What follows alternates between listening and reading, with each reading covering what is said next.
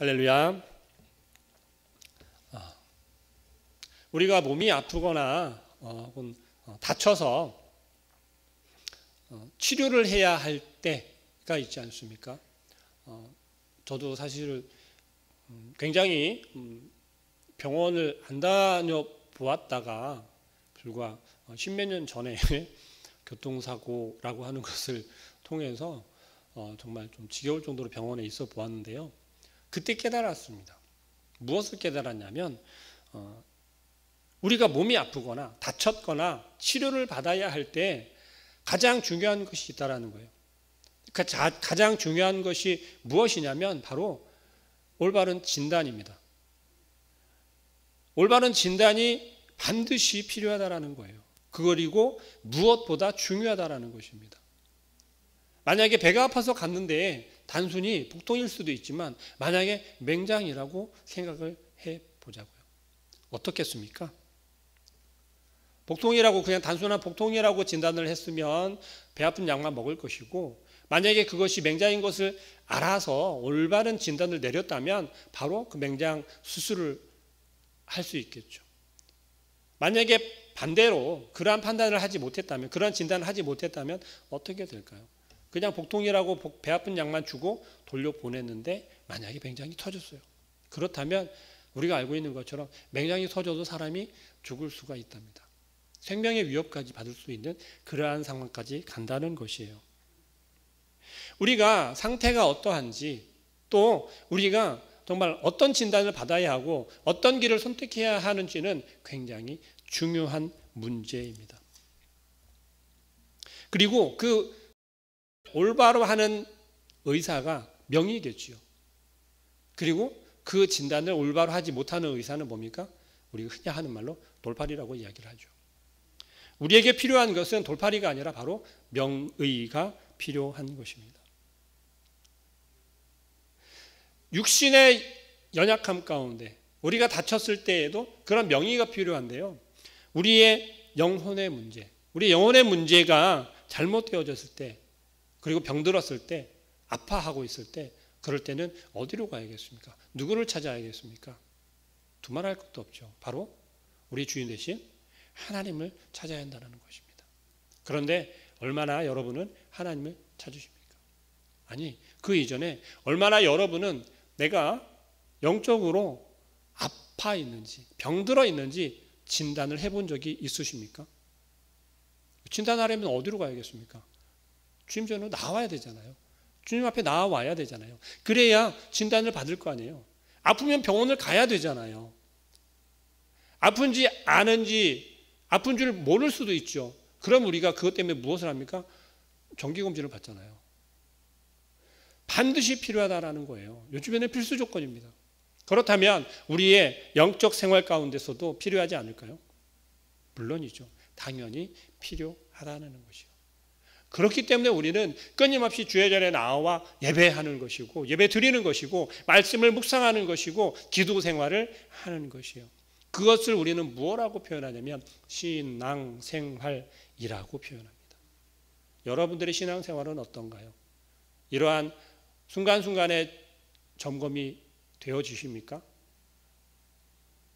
건강검진을 받듯이 정기검진을 받으십니까? 하고 계십니까? 오늘 말씀에 보면 이스라엘 백성들은 얼마나 심각한 상황 가운데 있는지 도저히 이들은 깨닫지 못하는 것 같아요. 이 북이스라엘 백성들의 모습을 보면 어떻습니까? 영혼이 황폐해질 대로 황폐해져 있고 그들의 상태가 심각할 정도로 병들어 있다는 것을 우리는 계속해서 묵상했고 보아왔습니다. 이 호세아 선지자의 그 외침과 그의 가정을 통한 직접적인 드러냄을 통하여서도 이스라엘 백성들은 깨닫지 못하고 이 호세아 선지자가 직접적으로 선포하고 있다라는 이야기입니다. 오늘 본문의 1절 말씀 벌써 그렇게 이야기하지 않습니까? 하나님께서는 내가 이스라엘을 치료하려 할 때에 하나님께서 이스라엘 백성들을 치료하시겠다라고 대놓고 말씀하시는 거예요. 이 이야기는 너희들 아프니까 빨리 오라는 거예요. 하나님 앞으로 너희들 병들었으니까 빨리 오라는 거예요. 아프리카 오지에 우리가 의료 선교를 나아가서 부스를 치기만 하면 그들은 처음에는 그랬다라고 합니다. 저게 도대체 뭐야? 라고 하면서 신기한 듯 그렇게 주변에서 어슬렁어슬렁 걸렸었대요. 말도 제대로 통하지 않으니까 무엇을 하는지도 모르잖아요. 그냥 와서 보라는 거예요. 그들은 전문가들이기 때문에 보면 딱 알지 않습니까? 하나님께서는 이스라엘 백성들을 향하여서 얼마나 많은 이야기들을 하였고 또 호세아 선지자를 통하여서 얼마나 그들을 향하여서 권면하였습니까? 그럼에도 불구하고 이스라엘 백성들은 정신을 차리지 못하고 있다는 사실이에요. 이스라엘을 치료해 주려 하지만 이스라엘 백성들은 어떤 모습인 것 같아요? 치료를 받으려고 하지 않는 것처럼 보여지는 거죠. 하나님 앞에 나와 치료를 받으려면 하나님을 믿는 그 믿음을 통하여서 하나님 앞으로 나아오는 모습을 보여주어야 하는데 그렇지가 못하다라는 것입니다. 에브라임의 죄와 사마리아의 악이 드러나도다. 하나님께서 이스라엘 백성을 북이스라엘을 치료하려고 하니까 무엇이 드러난다라는 거예요? 그들의 악행과 그들의 죄가 드러난다라는 것이죠. 이전에 제가 한번 말씀을 드리지 않았습니까? 온전히 회복하려면 어떤 과정을 거쳐야 한다라고 말씀을 드렸어요. 진정한 회개가 되어져야 한다라는 것이죠. 완전히 뒤집어져야 한다라는 것입니다. 그런데 이스라엘 백성들은 어떻다라는 것이요? 그것이 드러나는 것을 두려워하고 있다라는 것입니다. 그것이 드러나는 것을 꺼려하고 있다라는 것이에요. 이것은 사뭇 괜찮아, 내 병은 내가 알아 라고 하면서 내가 알아서 할게, 그렇게까지 하지 않아도 돼 라고 말하는 것처럼 보여지지 않습니까? 그리고 그들은 계속 이야기합니다. 그들은 거짓을 행하며 안으로 들어가 도둑질하고 밖으로 떼지어 노략질하며 내가 모든 악을 기억하였음을 그들이 마음에 생각하지 아니하거니와. 하나님께서 모든 것을 다 알고 계시고 들었고 보셨는데 이스라엘 백성들은 그것을 깨닫지 못하고 있다라는 거예요. 하나님께서 다 알고 계시다라는 것을 이들이 망각하고 있다라는 사실입니다. 하나님은 어떤 분이십니까? 하나님은 우리를 창조하신 분이에요. 우리를 창조하신 그 하나님께서는 우리의 뼛속까지, 우리 세포 하나까지도 다 보고 계시고 다 알고 계시다라는 사실입니다. 그러나 이들은 지금 어떻습니까? 그것을 망각하고 있다라는 거예요. 굳이 여기에서 에브라임과 사마리아라고 하는 이 지명이 거론된 것은 이들이 이스라엘, 이때 당시의 북이스라엘을 대표하는 것처럼, 대표하는 것으로 우리가 이해할 수 있습니다. 왜냐고요? 에브라임이라고 하는 곳, 이건 이스라엘의 대표적인 지파이지 않습니까? 또 사마리아라고 하는 이 지역은 이스라엘의 수도예요. 결국 이스라엘 총칭해서 너희들이 죄를 짓고 죄 가운데서 벗어나려 하지 않는다라는 것이고 그들의 죄가 어떻다라는 것을 하나님께서 말씀하고 계시다라는 사실입니다. 겉보기에는 그들의 모습을 통하여서 알 수 없어요. 말하지 않으면 괜찮은 것처럼 보여요. 아, 나 괜찮아. 우리가 흔히 그렇게 이야기하죠. 허우대 멀쩡하니까 그렇게 표현한단 말이에요. 겉으로 드러나지 않으니까 꼭 꾀병처럼 보이기도 하고요. 이스라엘 백성들은 오히려 그 반대라는 거예요. 속으로 썩어져 문드러져 가고 있는데 괜찮다라고 한단 말이에요. 하나님 앞에서 저 괜찮습니다. 저 잘하고 있어요. 열심히 하고 있어요. 라는 거예요. 우리가 교회 공동체 안에서 이런 모습들 흔히 볼 수 있습니다. 괜찮지 않은데 괜찮다고 하는 거예요. 왜요? 시선을 의식해서 그들이 나를 어떻게 볼까? 나를 어떻게 생각할까? 그래도 내가 이 정도는 되는데. 여러분, 성경 말씀에서는요, 그러한 마음조차도 죄라고 말한단 말이에요. 솔직하지 못한 것, 하나님 앞에 정직하지 못한 것, 그것은 죄라고 말하고 있다는 사실입니다. 여러분, 우리가 지금 추석 대명절이잖아요. 이제 시작이 되었어요. 오늘부터 혹은 어제부터 이동하는 그러한 이제 귀성객들, 정부에서 아무리 이야기를 한다고 하더라도 갈 사람은 가고 올 사람들은 올라오죠. 그러나 물론 이제 이번 같은 경우는 뭐 여행을 가는 사람들이 더 많아졌다라고 합니다. 그럼에도 어쨌든 가족들이 모이고 가족들을 향하여서 내려가서 가족들이 모인 상태에서 우리가 어떤 모습을 보여야겠습니까? 신앙인의 바른 모습이라는 것은 무엇이겠습니까? 가족이니까 가족들이 모였으니까 이번 한 번 괜찮아. 이번에는 괜찮아. 그런 마음이 있으십니까? 가족들은 이해해 주니까 괜찮다라고 생각하십니까? 그렇지가 않다라는 사실이에요. 하나님께서는 얼마나 극단적으로 이스라엘 백성들에게 그 모습을 보여주었냐면 호세아 선지자, 여러분 첫 시간에 말씀드렸잖아요. 우리 같으면요 도저히 하나님께서 호세아 선지자에게 말씀하시고 명령하신 것을 이해할 수 없다니까요. 인정할 수 없어요. 따를 수가 없어요. 어떻게 음란한 여인을 아내로 취하냐고요. 여러분 생각해 보십시오. 여러분의 가정 가운데서 여러분의 가족들이 모여져 있는 그러한 친척들이 모여져 있는 그러한 자리에서 야, 술 한잔 먹어도 괜찮아. 너 옛날에 먹었잖아. 그 말 한마디에 여러분들 그냥 믿음이 무너지십니까? 야, 절 한번 하는 게 너 감히 할아버지한테 절해야지, 인사해야지.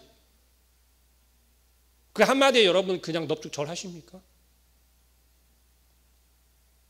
그것은 진리가 아니니까요. 진리를 다루는 것이 아니니까요. 여러분, 우리의 마음이 어디에 있는지가 더 중요하다고 성경에서는 이야기를 합니다. 호세 선지자가 이스라엘 백성들을 향하여서 그러잖아요. 하나님께서는 제사를 원하는 것이 아니라 하나님을 아는 그 인애를 더 원하신다라고 분명하게 말씀하고 계시다라는 거예요. 하나님의 마음이에요. 하나님을 향한 마음이라고요. 우리들의 마음 가운데 있는 하나님을 향한 그 마음이 어디에 있냐라는 것입니다. 어떠하냐라는 거예요. 이스라엘 백성들의 마음을 지금 하나님께서는 이야기하고 있는 거예요. 전혀 하나님의 말씀을 들을 생각이 없다라는 거예요. 의사가 진단을 해서 이렇게 치료를 해야 됩니다. 이 치료를 해야 됩니다. 수술을 해야 됩니다. 라고 이야기를 하는 것을 전혀 듣지 않는다라는 거예요. 내가 생각하니까 나는 내가 더 잘하는데 아니 괜찮아요. 이 정도는. 그 정도는 아니에요. 약 먹고 괜찮아질 수 있어요. 예전에도 그랬어요. 그러나 하나님께서 분명하게 이야기한다라는 것이죠. 심판이 반드시 임할 거라는 거예요. 떠나지 않는다라는 거예요. 죄와 악을 멈추고 하나님께 나오지 않으면 절대로 고침을 받을 수 없다라고 분명하게 이야기를 한다라는 사실입니다. 이스라엘 백성들은 어떻습니까? 왜 그들이 놓지 못하는 거예요? 3절 말씀 볼게요. 그들이 그 악으로 왕을 그 거짓말로 지도자들을 기쁘게 하는도다. 가모니서를 통하여서 왕을 기쁘게 하고 지도자들을 그들이 매수한 것이라는 거예요. 그러면 이들이 무엇을 얻는 거예요? 삶의 평안을 얻는 거예요. 그들이 부와 그들이 누리는 것들이 거기에 있다라는 거예요. 말만 잘하면 되는 거예요. 그들에게 우리 흔한 말로 그런 거 있죠. 알랑방구만 잘 끼면 된다라는 그런 얘기입니다. 또 이야기하죠. 그들은 다 간음하는 자라 과자 만드는 자에 의해 달궈진 화덕과 같도다. 그가 반죽을 뭉침으로 발효되기까지만 일으키기 그칠 뿐이니라. 여러분, 화덕의 불을 오늘 본문에서 화덕 이야기가 등장하는데요. 화덕이 무엇을 표현하고 있냐면 여러분 저 피자를 좋아하잖아요. 화덕 피자를 되게 좋아하거든요. 근데 화덕에 불을 언제 이렇게 온도를 많이 높이냐면 피자를 넣었을 때예요. 피자를 넣어서 구울 때 불을 온도를 높이지 안에 피자를 넣지 않았을 때 온도를 높이지 않습니다. 지금 이 말씀은 무슨 얘기냐면 우리가 잠깐 기다리는 거예요. 이들이 뭘 기다려요? 발효될 때까지 기다리는 거예요. 그래 너 어떻게 하나 보자. 죄를 짓는 우리의 마음을 보는 거예요. 예? 그들의 마음에 욕심이 가득하고 악한 의도가 잠잠한 그 순간은 언제라는 거예요? 잠깐이라는 거예요. 우리가 아까 마음이 가득 차 있는데 하나님께 용서를 구하는 것처럼 돌이키는 것처럼 잠깐 하나님 말씀 듣는 것처럼 보이는 거는 잠깐이라는 거예요. 그 마음 가운데 뭐가 있다라는 거예요? 여전히 변함없는 악을 쫓아가고 세상의 것을 사랑하고 그들의 마음 가운데 변함없는 그러한 세상을 향한 마음이 있다라는 거죠. 그러면 그 잠깐이 지나면 어떻게 된다라는 것입니까? 과자를 구울 때, 피자를 구울 때, 화덕에 불을 지펴야 할 때 그들이 하나님의 말씀을 멀리하고 하나님을 등지고 하나님의 부르는 그 말씀을 듣지 아니하고 하나님의 명령에 순종하지 아니하는 그때 평안한 것처럼 보여지고 괜찮은 것처럼 느껴지지만 그때가 화덕에 불을 잔뜩 지피기 시작하는 그때라는 거예요. 그러나 그들은 알지 못한다는 사실입니다. 여러분, 여러분의 상태가 여러분의 삶이 형통한 것처럼 아무런 문제가 없는 것처럼 여겨지십니까? 여러분의 삶이 그저 이전과도 변함이 없고 이전보다 더 좋아지시는 것처럼 느껴지십니까? 아니 그렇게 보여지십니까? 혹은 정말로 그렇게 되어지십니까? 그래서 더 이상 하나님께 구할 것이 없고 하나님 앞에 나오지 않아도 되고 하나님의 말씀을 묵상하는 그 시간이 점점 짧아지고 점점 멀어져도 괜찮다라고 여겨지십니까? 내 생활 형통해, 내 삶 형통해 라고 여겨지십니까? 지금 화덕에 불을 잔뜩 지피고 있는 그러한 때라는 것을 기억하시기 바랍니다.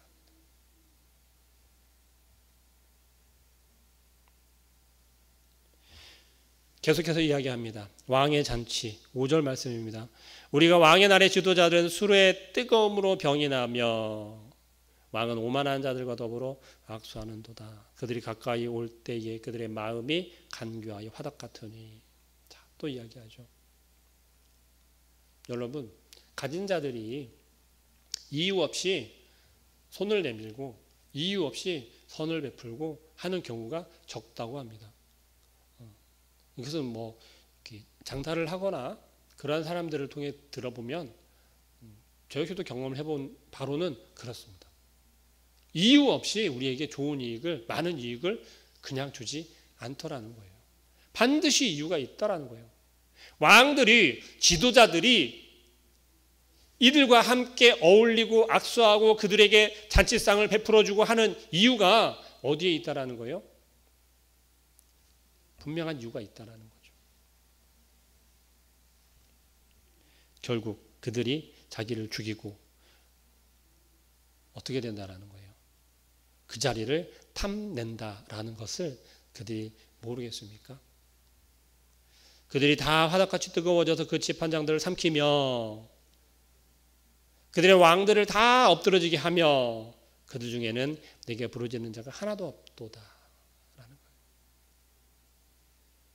이스라엘 백성들이 지금 썩을 대로 썩었고 그들의 마음 가운데는 하나님을 전혀 생각하지 않고 있다라는 거예요. 하나님이라는 지혜가, 하나님이라는 지식이 이들에게서는 단 1도 찾아볼 수 없다라는 사실이에요.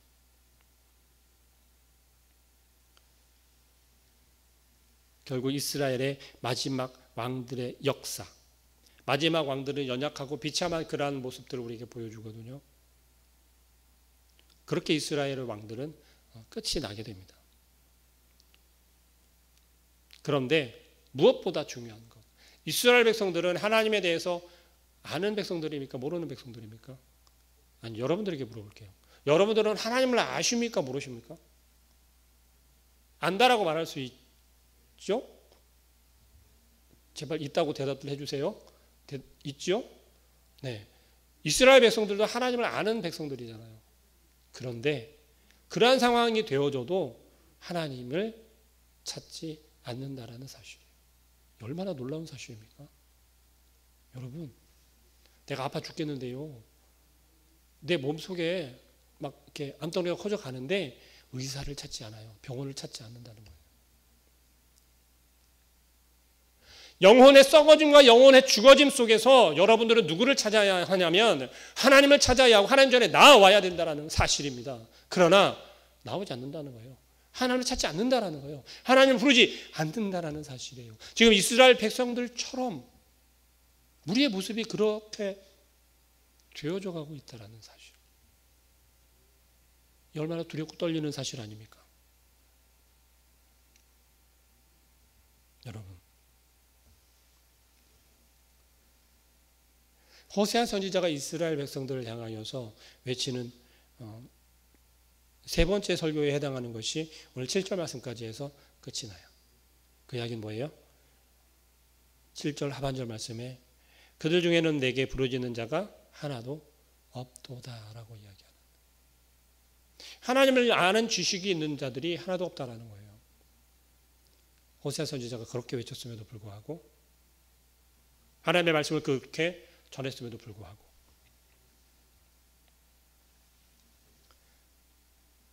우리가 함께 읽은 본문 말씀 이제 7장 8절부터 이하에는 8장 14절까지가 이제 그 다음 네 번째 설교에 해당하는 본문인데요.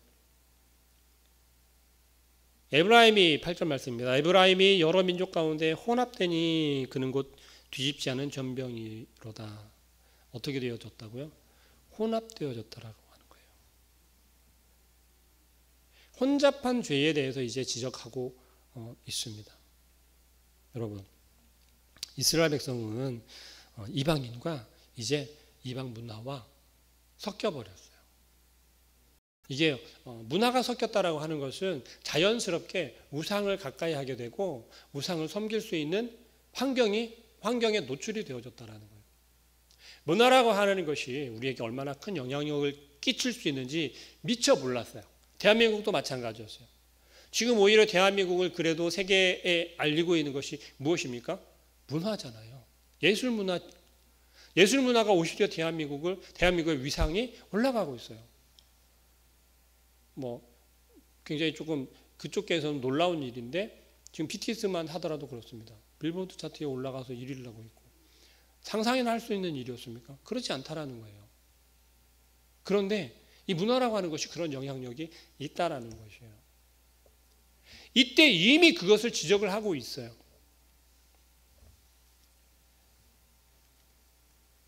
앗수르라고 하는 나라의 멸망되기 이전에 이미 그들은 이방 문화에 혼합되어져 있었다라는 사실을 우리는 기억해야 합니다. 멸망이 되어졌으니까 그들이 포로로 끌려가서 그곳에서 포로 생활을 하면서 그렇게 뒤섞여 사니까 자연스럽게 접했겠지요가 아니라는 사실이에요. 이 말은 무엇이냐면 우리의 마음 가운데 하나님께서 말씀하시는 그 말씀을 떠나서 세상에서 눈에 보기에 좋아 보이는 것, 그럴듯해 보이는 것, 그것을 우리가 계속해서 이야기하는 게 세상의 유혹이라고 말하는 거예요. 그 세상의 유혹 가운데 우리가 자꾸 마음을 빼앗기고 그 속에 들어가게 된다는 거예요. 그것이 하나님을 찬양하는 것보다 세상 노래하는 것이 더 좋고, 하나님의 말씀을 묵상하고 하나님의 말씀을 더욱더 가까이 하는 것보다 세상의 웹툰이나 소설이나 그러한 것들을 가까이 하는 게 훨씬 더 재미나고 신나고, 교회 공동체 안에서 교회 공동체를 이루고 있는 그들과 함께 어울리고 교제하고 즐기는 것보다 세상 사람들과 세상의 것으로 즐기고 세상의 것으로 노는 것이 훨씬 더 재미있고 좋다라는 거예요. 그것이 우리의 마음을 빼앗긴다라는 거예요. 전혀 그렇게 하지 말라고 이야기를 하는 게 아닙니다. 우리의 마음이 그 속에서 뒤섞이면서 혼합되어지며 이것이 바른 것인지 저것이 바른 것인지를 분별하지 못하게 된다는 거예요. 어떨 때요? 하나님을 아는 지식이 없을 때 그렇게 되어진다는 거예요. 분명한 우리의 마음 가운데, 우리의 머리 가운데, 우리의 생각 가운데 하나님을 아는 지식이 분명하게 세워져 있다면 그 어떤 것들이 좋아 보이고 즐길 수 있어요. 함께 할 수 있어요. 그러나 그것이 올바르지 않다라는 것이 느껴지고 깨달아질 때 우리는 과감하게 끊을 수 있다라는 사실입니다. 그러나 이미 뒤섞여 버리면 다시 풀 수 없는 거예요. 물감이 한번 섞이면 그것을 다시 재색을 빼낼 수 있습니까? 천만에요. 절대 그럴 수 없습니다. 이스라엘 백성들을 향하여서 지금 호세아 선지자가 다시 외치는 것, 그것은 그렇다는 거예요. 그리고 8절 말씀에서 8절 하반절에 그렇습니다. 그리고 뒤집지 않은 전병이로다라고 이야기를 해요.